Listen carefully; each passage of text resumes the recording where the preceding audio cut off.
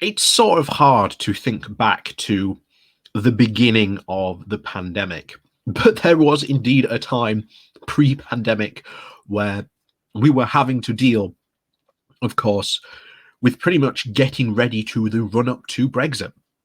And if you remember those days, there was one thing that we could all agree on, that Britain should not be dealing not only with the coronavirus pandemic, but Brexit as well. And that these two things together will cause huge problems. Now, to the Brexiteers, of course, this was perfect because now any problems that Brexit might make, well, we can just blame it on the coronavirus, right? And people will know who've listened to this analogy before. They are, taking the mess of Brexit and sweeping it under the rug of COVID. The only problem is the more that they do that, the more the bumps under the rug start to become more and more apparent. And we are starting to get to the point now where we are going to see more and more problems caused by Brexit, not just the coronavirus. In fact, I've said before, many of the problems that Brexit is causing, COVID has been like the foot on the accelerator that has only gone and accelerated these problems. So while the Brexiteers were very, very cheerfully and thanking their lucky stars for the pandemic to begin with, after it, they may not be, shall we say, wishing for it, that it happened in the first place, because I am a great believer that when all is said and done, and when we start to get, heavy economic reports about this time, I am convinced that we will see people going out and saying, not only was Brexit a problem, but COVID was obviously a problem, but COVID accelerated the problems that we see today. And we are now having to deal with, as we are seeing here, the Brexdemic. So, before we jump into today's article, please do remember to hit that like, share, and subscribe button. And of course, down below, there are links to my Patreon page and, of course, the one-off nation link called Buy Me Coffee, where you can, well, buy me coffee. And as always, thank you very much to all the people who do support the channel that way. So, let's get on with this.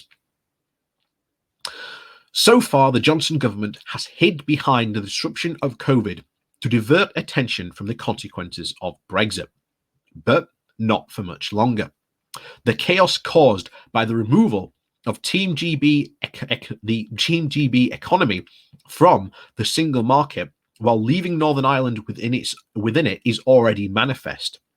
It is also abundantly clear that the disruption of Northern Ireland's trade cannot be blamed on or confused with COVID-induced damage. Up until now, the British economy has been suffering from what one might call a Brexdemic, and much of the huge collapse in output in 2020 can be contributed to the COVID clampdown, and the same is true of many other economies. But we have had the extra damage caused by Brexit. This is a country that seems very much addicted to self-harms. Day by day, we see the evidence of the folly. The good work of the half century of being closely integrated into Europe is being undone. The inconvenience and disruption made previous complaints about Brussels bureaucracy look like a complete sick joke. Ironically, as my colleague Philip Illman pointed out in this space last week, the so-called red wall seats of the north are being especially badly hit. Just how long will it be before so many Brexiteers wake up to the fact that they've been had? A general dawning of reality about Brexit would be good news for Keir Starmer, who has been far too anxious to please the Brexit Labour voters instead of genuinely putting them right, in which context is good news for Labour's new Shadow Chancellor, Rachel Reeves, recently, who used an interview with the Financial Times to make it clear that Labour wants to work with Brussels to fill in the gaps in Johnson's Brexit deal. In a delicate use of English of understatement, Reeves said that Johnson had a blind spot when it came to relations with the EU. Alas, I fear, it is not so much of a blind spot as open hostility. his lieutenant being his so-called negotiator David Frost, who did not learn much about diplomacy during his not very successful Foreign Office career, given about 80% of the economy accounted for by services hardly entered into that agreement. Reeves would have been justified in using the word chasms rather than gaps. But she is not yet Chancellor. Rishi Sunak is. And his reputation has so far benefited from the contribution of the furlough scheme and, of course, the temporary boost in payment to universal credit. But the National Institute for Economic and Social Research reckons that at the end of the furlough scheme, it will throw out another 150,000 out of work, and Sunak has been resisting calls for an extension to the boost of the universal credit. And again, we're still waiting for that turnaround. That is coming. When we've got people like Steve Bray, who have openly in the past championed and called for cuts to universal credit, then yeah, we know there's one potentially on the cards.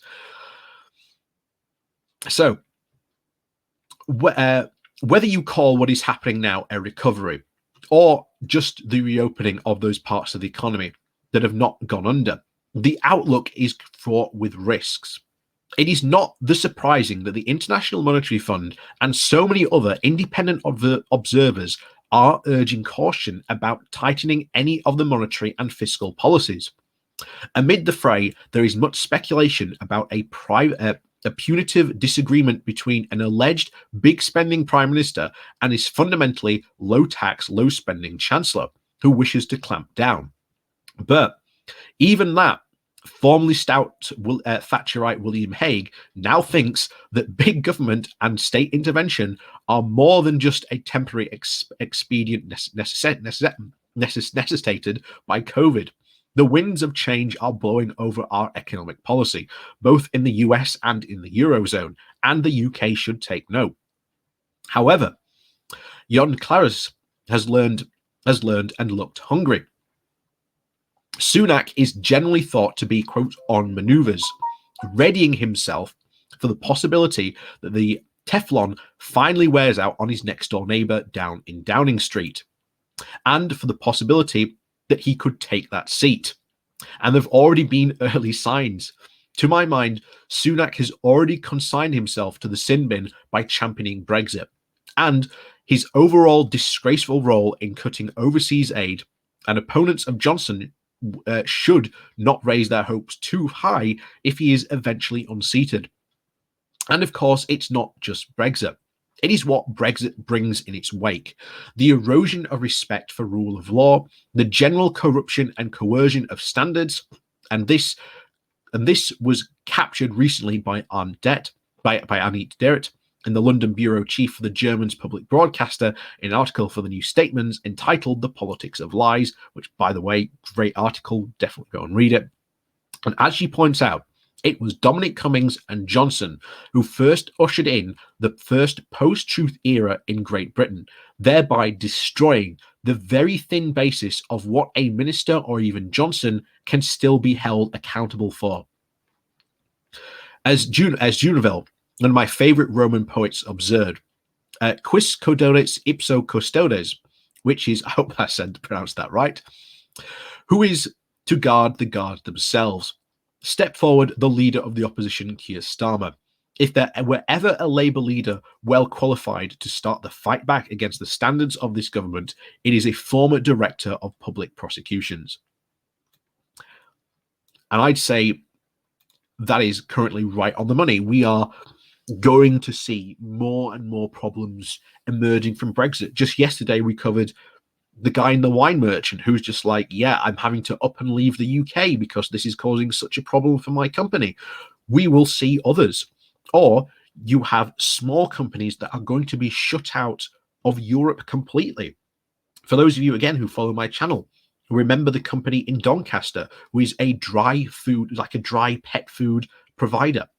30% of its business was sent to the EU. That company has now lost 30% of its business. What prospects does that company now have? It's somewhat quite terrifying.